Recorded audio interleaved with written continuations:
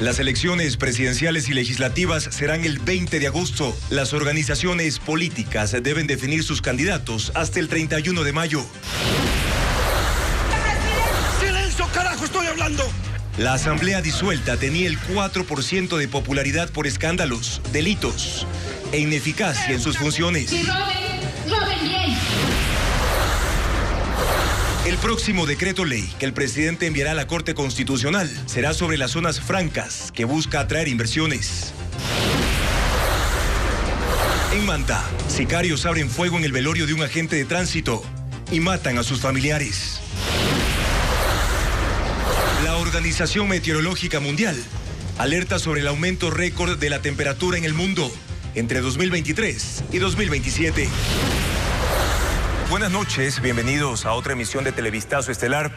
Empezamos con el proceso electoral que vivirá Ecuador luego del decreto de muerte cruzada.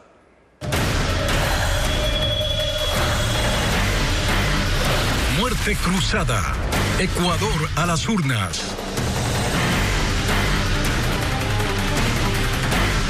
Los candidatos a la presidencia y a la asamblea se conocerán en menos de 15 días.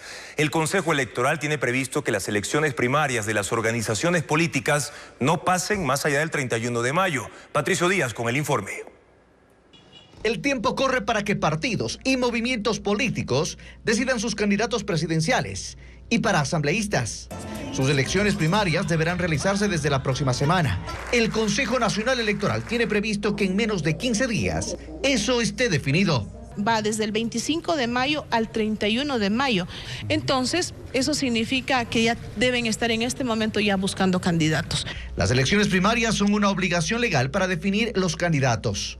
Izquierda Democrática convocó a su Consejo Ejecutivo y este fin de semana tomarán decisiones sobre su futuro electoral. Plantear una gran concertación entre todas las fuerzas de políticas de centro, izquierda y de centro para poder llegar al poder. Las alianzas facilitarían la designación de candidatos en el corto tiempo que tienen. Por eso nadie desprecia aquello.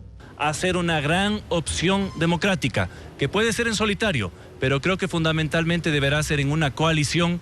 El partido Avanza, por ejemplo, tiene adelantadas conversaciones para una coalición de al menos 3 organizaciones políticas, e incluso ya con un perfil presidencial. Tenemos como meta tomar esa decisión el día domingo, analizar varias encuestas, analizar varios estudios, contar con la opinión de varios expertos, analistas políticos amigos al partido.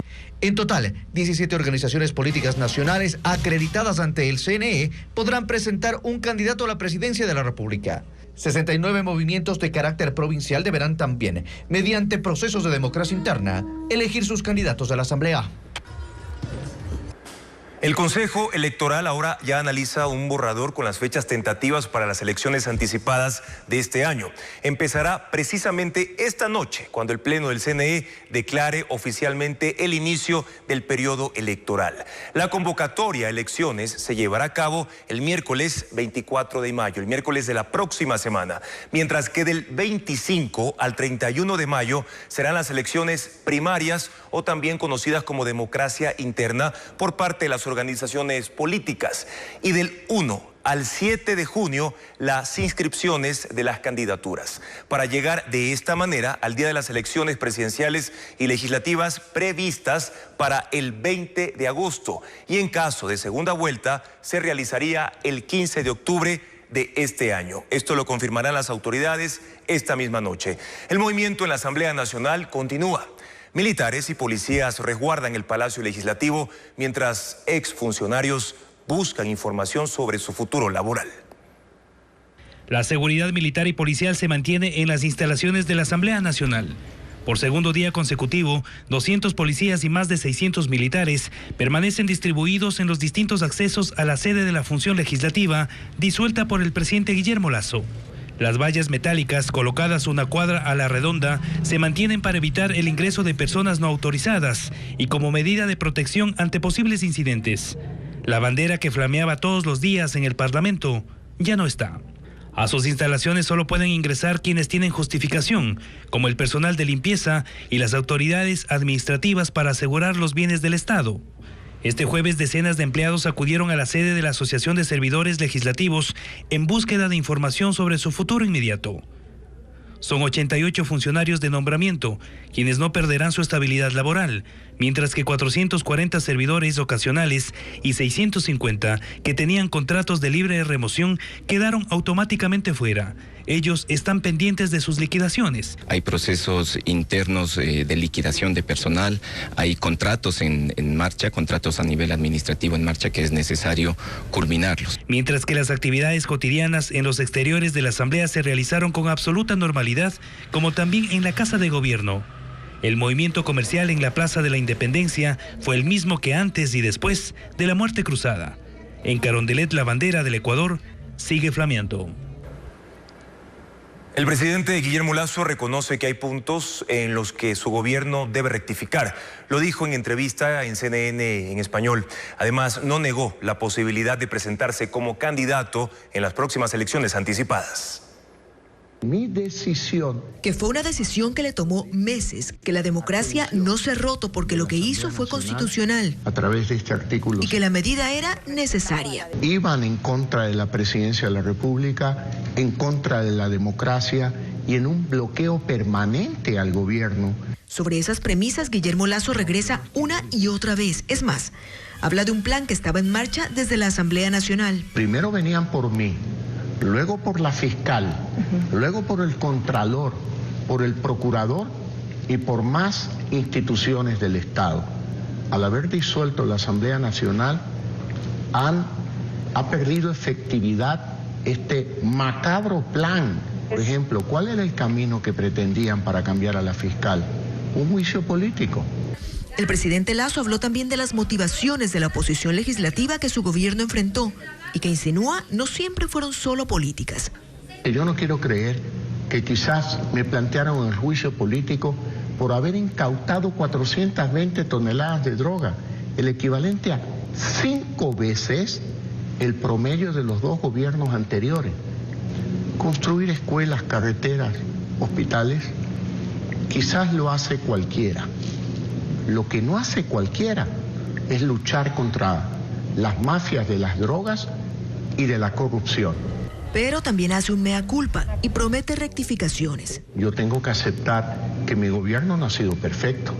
Sin duda alguna, al criterio de algunos ciudadanos, mi gobierno ha cometido errores y yo tengo que prometer rectificar esos errores. Hoy de mañana en el gabinete les decía, tenemos que tener perfectamente claro que los ciudadanos tienen razón. Tenemos que hacer en 5 o 6 meses lo que nos tocaba hacer en los próximos 2 años. Estos próximos 6 meses estarán marcados sobre todo por el ambiente electoral y ese también fue un tema abordado. Si alguien le ha ganado al correísmo soy yo, pues. Le gané en el 2017, donde tuvieron que hacer fraude para no permitir que yo acceda al poder. Y luego le gané en el 2021, donde no les quedó ya más que reconocer la victoria limpia y transparente con la que yo llegué al poder. ¿Va usted para la reelección presidencial? No, ese es un tema que hoy no se lo puedo contestar. El presidente reiteró que tras su decisión el país está en calma y que siente que la gente no va a extrañar una asamblea que tenía, según dijo, apenas el 4% de popularidad. El doctor Neira. La disolución de la Asamblea Nacional deja en el limbo varias actividades, entre ellas la posesión de nuevas autoridades de control, la sustentación de juicios políticos y proyectos de ley que estaban listos para segundo debate. Paul Romero con el resumen. La disolución de la Asamblea Nacional frenó la hoja de ruta de la oposición al gobierno, que al tener el poder del Consejo de Participación Ciudadana, pretendía acelerar la designación de autoridades de control, entre ellas, Contralor del Estado, Defensor del Pueblo, Defensor Público, la renovación parcial del Consejo Nacional Electoral y el Tribunal Contencioso Electoral. Aunque el denominado quinto poder, controlado por el correísmo, puede seguir con los concursos y designar a las autoridades, deberán esperar que se instale la nueva asamblea para su posesión y que ejerzan funciones. Esto se daría entre 5 y 6 meses. En fiscalización quedaron pendientes varios juicios políticos, 3 consejeros del Consejo Nacional Electoral, 3 vocales del Consejo de la Judicatura, los ministros de Transporte y Obras Públicas Darío Herrera, de Inclusión Económica y Social Esteban Bernal, del Interior Juan Zapata, del Procurador del Estado Juan Carlos Larrea. En legislación quedaron listos para segundo y definitivo debate varios cuerpos legales: la reforma parcial a la Constitución para que las Fuerzas Armadas apoyen a la policía en seguridad interna, reforma a la Ley de Seguridad Social, proyecto de Ley de Seguridad Privada, proyecto de Ley de Gestión de Riesgos, leyes que deberán ser aprobadas por la nueva Asamblea Nacional y vetadas o sancionadas por el nuevo presidente de la República. La Asamblea Nacional cerró sus funciones con niveles muy altos de desprestigio. Legisladores con acusaciones judiciales, destituciones y críticas a su trabajo marcaron sus 2 años de labores. Pero, ¿por qué llegó a ese nivel? Patricio Díaz presenta algunos factores. ¡No! ¡Silencio, carajo! ¡Estoy hablando! Discusiones subidas de tono se dieron hasta en su último día. ¡Usted es una corrupta! Epítetos entre uno y otro legislador en el pleno de la Asamblea eran comunes. Pero ¿esa es la causa del desprestigio? No. Es solo una de ellas. Si roben, roben bien. Justifiquen bien. Es la legisladora Rosa Cerda a solo 3 meses de posesionados. La sancionaron con 8 días de suspensión. Poco tiempo después, la vicepresidenta de la Asamblea, Bella Jiménez, fue acusada precisamente de corrupción. Por $6,000. El Pleno la destituyó del cargo de vicepresidenta y luego la cesó como asambleísta por supuestamente gestionar cargos públicos y tráfico de influencias. A su coideario de Izquierda Democrática, Egner Recalde, lo acusaron del presunto cobro de diezmos y con el respaldo del correísmo salvó su curul en el Pleno. Otros a quienes se les señaló por lo mismo fueron a Joel Abad de Pachacutic y la misma presidenta de la Asamblea, Guadalupe Llori. Pero esos casos no prosperaron. Sin embargo, a Llori sí la destituyeron de la presidencia, aunque buscó todas las medidas legales para impedirlo, hasta dejarlos en la oscuridad. La sucedió en el cargo Virgilio Saquicela, que del oficialismo pasó a la oposición y permitió que se destituya a la otra vicepresidenta Yesenia Guamaní por hacer una moción. Y las leyes, hasta marzo se publicaron 44, pero hubo más de 6,000 condecoraciones. El primer lugar del concurso internacional Yo Soy, caracterizando a Camilo VI. Además, se condecoró a periodistas, médicos, fundaciones, bandas de pueblo y hasta a la seguridad de la entonces presidenta del Legislativo. A eso se suma la declaratoria de días nacionales, que de la guayusa, del mazapán, del queso de hoja y hasta del bizcocho. Para despedirse, los legisladores tampoco aportaron. Mariano Curicama dejó la curul porque fue sentenciado por no cancelar dineros a jubilados cuando fue prefecto de Chimborazo. Mireya Pazmiño, investigada por presunto fraude procesal y falsedad ideológica. Y su coideario Peter Calo, de la disidencia de Pachacutic, fue detenido en flagrancia por una supuesta violación. Se sacó el grillete y ni siquiera pudo ir. Lo detuvieron al rato. Pero también hay legisladores que hasta el final se quejaron de su sueldo. ¿Saben cuánto nos descuentan? ¿Cuánto recibo? Yo recibo 3.300. La primera semana se me acaba. La Asamblea cierra así 2 años en los que se la ha considerado, hasta en las encuestas, como el peor legislativo de los últimos tiempos. La Corte Constitucional definió mediante sorteo a los jueces que resolverán las 6 demandas de inconstitucionalidad que se han presentado hasta el momento en contra del decreto de disolución de la Asamblea de Muerte Cruzada. Entre los demandantes constan el expresidente de la Asamblea, Virgilio Saquicela, exasambleístas socialcristianos de Izquierda Democrática y Pachacutic, además de dirigentes de organizaciones sociales y otros ciudadanos. La cifra de víctimas del tiroteo de esta mañana en una sala funeraria de Manta aumentó a 4 muertos y 16 heridos. En el lugar se velaba el cuerpo de un agente de tránsito que había sido asesinado en Guayaquil. Los criminales usaron fusiles.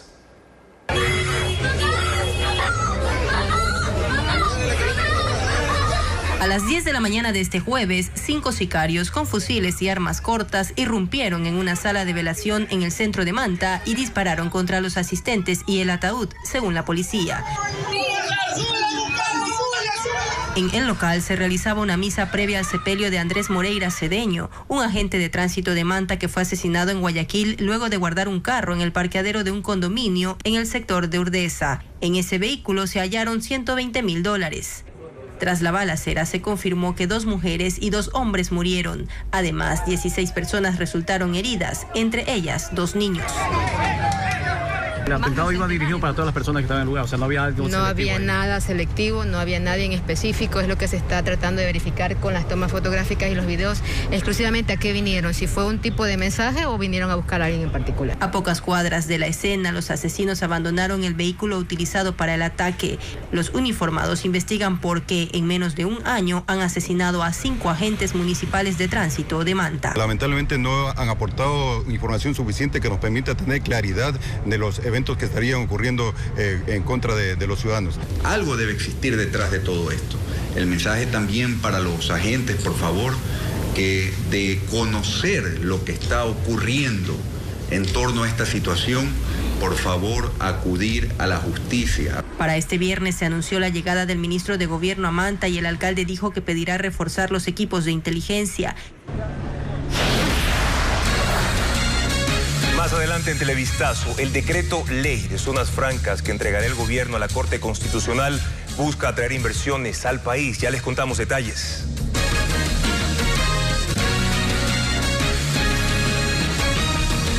El gobierno hace los últimos ajustes al decreto ley de zonas francas antes de remitirlo a la Corte Constitucional. Con esto se busca atraer inversiones al Ecuador y generar empleo calificado. El siguiente decreto ley que entregará el gobierno a la Corte Constitucional versa sobre zonas francas. Básicamente se trata del capítulo que constaba en la ley de inversiones que fue presentada hace 1 año y medio y archivado por la hoy extinta Asamblea. En el documento que se presentará, según el régimen, se incorporaron consensos y comentarios que se hicieron en su momento en la Comisión de Desarrollo Económico. Es un proyecto para generar inversiones, tanto locales como extranjeras, con un enfoque siempre en la exportación. Entre las diferencias que tiene el proyecto de zonas francas con el actual modelo de zonas económicas de desarrollo, el ministro Prado destaca un aspecto en particular. El régimen de sedes, zonas económicas especiales de desarrollo que ya existe, hoy por hoy depende de una potestad del gobierno, de este ministerio, de proponer dónde se van a crear esas zonas económicas de desarrollo.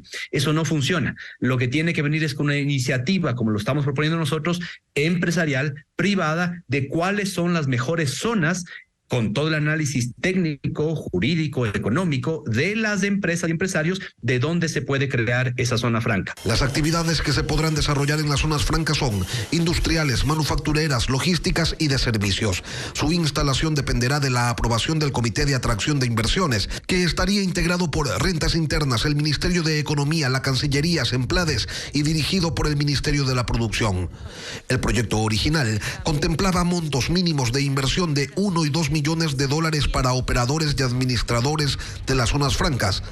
Esos valores van a cambiar. En las conversaciones que hemos tenido el día de ayer y hoy con el SRI, el Ministerio de Economía y todo mi equipo de inversiones, creemos que puede ser revisado a la baja para no hacer que algunas empresas, sobre todo pequeñas y medianas, queden excluidas de la posibilidad de estar presentes en la zona franca. El decreto ley además contiene aspectos que son innovadores, pero que han tenido un éxito importante como generador de inversiones en otras latitudes. También vamos a abrir la posibilidad de que, sobre todo en la parte de servicios, haya ciertas zonas dentro de las ciudades, un edificio, por ejemplo, que pueda convertirse en una zona franca para temas de call centers, para temas de software, para temas de fintech, etcétera y demás, que son los que están funcionando en otros países muy bien, como Costa Rica o como Uruguay, que, como digo, son los que hemos tomado como ejemplo. El texto fue entregado esta tarde en la Secretaría de la Presidencia para que el jefe de Estado, luego de la revisión, lo remita a la Corte Constitucional a más tardar el lunes. A las autoridades nacionales les queda poco tiempo en funciones, por lo que tendrán que definir prioridades. El Ministerio de Salud, por ejemplo, ya explica en qué se van a centrar en los próximos meses. Carla Delgado amplía la información. Al gobierno le queda apenas 6 meses en funciones, por lo que los ministros deberán definir prioridades. En el área de la salud, una de las más sensibles, las urgencias ya están definidas, según lo detalló el ministro José Ruales, quien inauguró una unidad crítica en el Hospital Pediátrico Vaca Ortiz. Avanzar en lo que estamos haciendo del equipamiento a nivel de todos los hospitales y centros de salud, equipamiento en quirófanos, equipamiento en emergencias, en salas de cuidados intensivos. La contratación de personal médico será uno de sus objetivos en este tiempo. Hay un déficit de al menos 12,000 trabajadores de la salud. Por ahora ya se han contratado más de 4,000. También han iniciado con el plan estratégico en respuesta al fenómeno del Niño. aunque no se define el presupuesto que el ministerio requerirá para esta emergencia. Ahí básicamente es el trabajo para control vectorial, para destrucción de criaderos de mosquitos de Aedes aegypti, para la fumigación, para la atención, incluso las medidas de mitigación en nuestros centros de salud y hospitales para evitar inundaciones, filtraciones, para que se mantengan operativos al 100%. El ministro asegura que ahora podrán optimizar el tiempo para la toma de decisiones. Teníamos casi un 30% del tiempo en comparecencias a la Asamblea, una gran cantidad de personal respondiendo informes que nos pedían desde el año 2000 en adelante, en un claro boicot al el trabajo del sistema y el servicio de salud. El abastecimiento en los hospitales también es prioritario para esta cartera de Estado, porque en algunas casas de salud el porcentaje aún no es óptimo y en otros casos ya sobrepasa el 80% según el ministro. Más de 111.000 estudiantes participarán de la última etapa de ingreso a las universidades públicas. Quienes sigan este proceso podrán escoger hasta 3 carreras de su preferencia. Del 21 al 23 de mayo se realizará la última fase de postulación a la educación superior. En las universidades e institutos superiores que pidieron el acompañamiento de la CENESID para la asignación de cupos. En esta etapa, los estudiantes deben ingresar a www.registrounicoedusub.gov.es, luego digitar su número de cédula y contraseña, ir a proceso y a postulación. Allí podrán elegir 3 carreras de su preferencia en la universidad en la que postularon. Lo que les recomendamos en esta penúltima fase, pues, es que ellos revisen y apliquen el test de orientación vocacional que sigue disponible, también que miren las opciones que existen en cuanto a sus habilidades y competencias al momento de tomar esa decisión. 111.000 estudiantes participarán de este proceso. El 1 y 2 de junio les comunicarán en qué carrera fueron aceptados. Los cupos se asignan de acuerdo a varios parámetros. El principal, el mérito académico. En segundo lugar, las personas, los jóvenes que se encuentren en situación de extrema pobreza, de mayor vulnerabilidad. En tercer lugar, los bachilleres, para asegurar la continuidad educativa de nuestros jóvenes. El último proceso será la lista de espera, en la que los cupos que fueron rechazados podrán ser reasignados según la elección de cada postulante. Entre las universidades que pidieron el acompañamiento de la CENESID para su proceso de ingreso están la Universidad Central, la Universidad de las Fuerzas Armadas, entre otras. Al regresar de la pausa, el alcalde y los funcionarios del municipio de Playas fueron amenazados de muerte. Al volver tendremos un informe. Además, escasez de médicos se reporta en Estados Unidos. Se ha dado a raíz de la pandemia, donde miles de médicos renunciaron.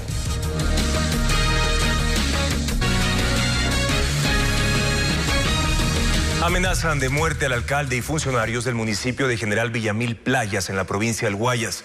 Ocurre luego de que el martes asesinaron a uno de sus amigos en el parqueadero del Cabildo. William Young viajó a esa localidad costera y tiene un informe. La alerta se activó la noche del pasado martes. El comerciante Eduardo Freire fue acribillado dentro de su camioneta estacionada en el parqueadero del municipio de Playas. Posteriormente, el vehículo en el que huyeron los sicarios apareció incinerado en la vía a la parroquia rural en Gabao. Y este miércoles circularon panfletos con amenazas de muerte contra el nuevo alcalde, Gabriel Valladares, los concejales y sus familias. Quitemos la vida de quien habla, la vida de mi familia, la vida de cada uno de los señores concejales. Desde este jueves, los protocolos de seguridad son distintos. Al ingresar al Cabildo hay guardias privados con detectores de metal.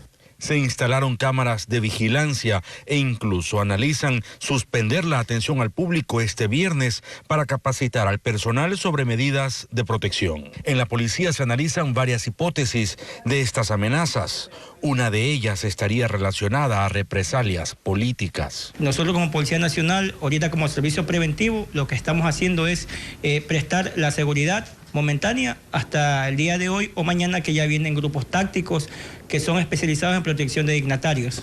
El jefe de operaciones en este cantón del Guayas reconoció que la falta de uniformados es otro problema que limita los patrullajes. solo hay 80 para 35.000 habitantes. 2.800 policías llegan este mes a Guayaquil, Durán y San Borondón, también a otros cantones de Guayas, para reforzar la seguridad solicitada por alcaldes de la provincia que fueron parte de la mesa de seguridad del Consejo Nacional de la Judicatura. Informa Bessie Granja.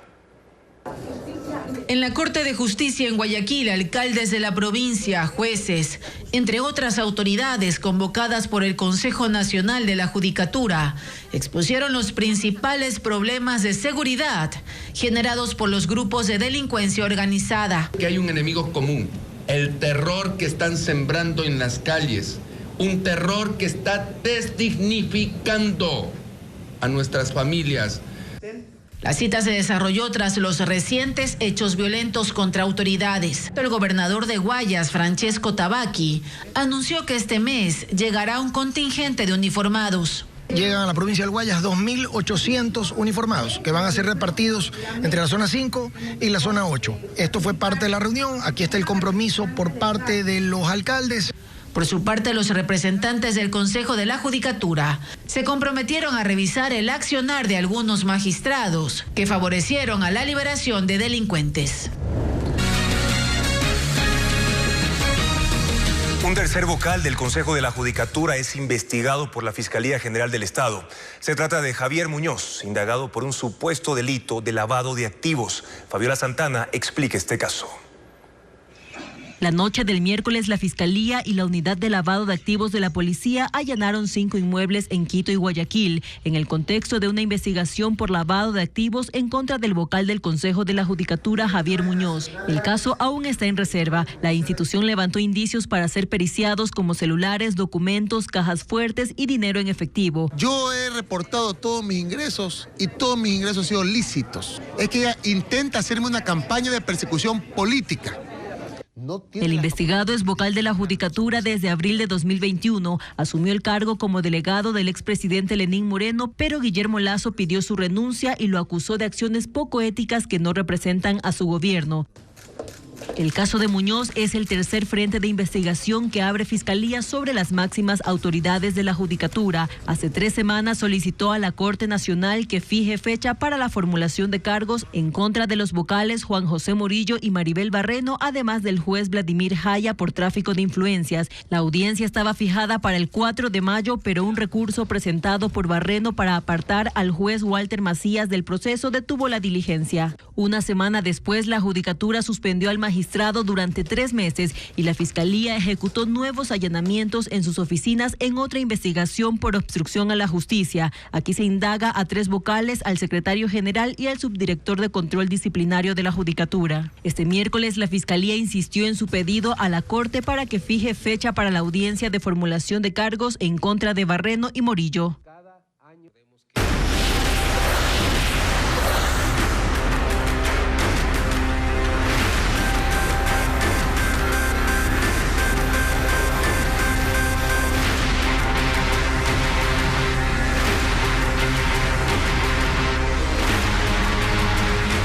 Atención a esta información urgente. La Corte Constitucional hace pocos minutos rechazó las 6 demandas de inconstitucionalidad en contra del decreto presidencial que disolvió a la Asamblea Nacional. También rechazó los pedidos para que la Corte adopte medidas cautelares a fin de suspender los efectos del decreto 741. De esta forma queda ratificado el decreto presidencial que envía a los ecuatorianos a las urnas para elegir presidente y asambleístas. En otras noticias, se suman nuevos retrasos al proceso de dragado del río Guayas. El contratista pidió otros 30 días de espera para iniciar sus operaciones y las multas ya superan los $300.000, como informa William Young. Es un contrato de $43 millones firmado en la administración de Susana González, pero la draga aún no opera y ya acumula multas por $300.000 por los continuos retrasos y ahora piden otros 30 días para poder iniciar. La prefecta de Guayas, Marcela Guiñaga, se reunió con el contratista de la embarcación que permanece anclada en el río Guayas desde abril pasado, luego de un largo viaje desde China que tuvo 2 retrasos por daños en el buque que traía la draga. Aquí están los operadores chinos, pero todavía no empiezan los trabajos. Están armando la tubería está saliendo por pedazos de Contecom, del puerto. Así que lo que hemos requerido es que en los próximos días nos sentemos a ver el cronograma real de cumplimiento del famoso dragado. Pero pese a los incumplimientos, Aguiñaga adelantó que este contrato seguirá. La obra consiste en retirar más de 6 millones de metros cúbicos de sedimentos del islote El Palmar y sus alrededores en 400 hectáreas entre Guayaquil, Durán y San Borondón. Luego enviarlos por una tubería subterránea de 13 kilómetros a unos depósitos de la prefectura. Vamos a analizar el sedimento para ver si nos sirve para hacer edificación. En 2018 se otorgó este contrato a la Armada Nacional, pero un año después la prefectura lo terminó unilateralmente. Y en 2022, luego de pasar por 3 administraciones provinciales, este proyecto fue adjudicado al consorcio Dragando por Guayas, constituido por una empresa de China y otra de Ecuador. Nuevas especies de orquídeas fueron descubiertas en Ecuador. Belén Ochoa detalla que estas especies se suman a las 4.400 ya existentes en el país. Estas son 3 nuevas especies de orquídeas que han sido descubiertas en Ecuador luego de un estudio realizado por el equipo de la empresa Ecuagenera e investigadores del país. El tamaño de estas plantas varía entre 1 a 5 centímetros. Fueron encontradas en las provincias de Zamora Chinchipe y Morona Santiago. Estas son de clima intermedio, hasta se pueden cultivar en climas fríos también.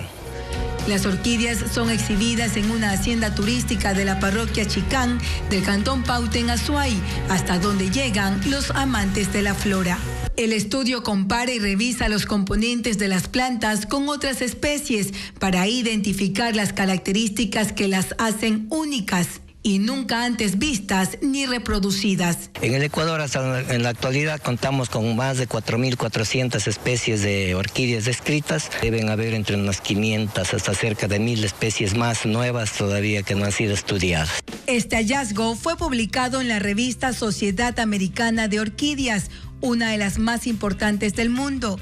En Ecuador se encuentra la más grande variedad de orquídeas. Las investigaciones se realizan con la finalidad de destacar su importancia para la diversidad biológica del país.